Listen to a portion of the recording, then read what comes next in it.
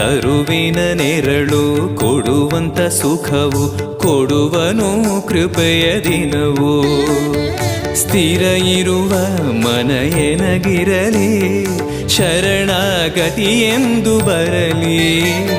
ಭಗವಂತನ ಪ್ರಿಯ ಮಗನಿವನ ಸಾರಿ ಬದುಕು ಇರಲಿ.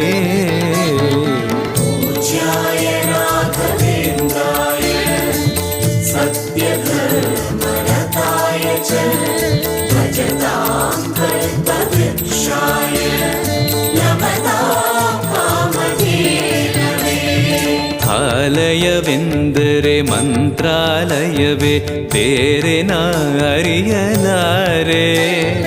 ರಾಜನು ಎಂದರೆ ಶ್ರೀ ಗುರುರಾಜನೇ ಮತ್ತು ನಾ ತಿಳಿಯಲಾರೆ. ಆಲಯವೆಂದರೆ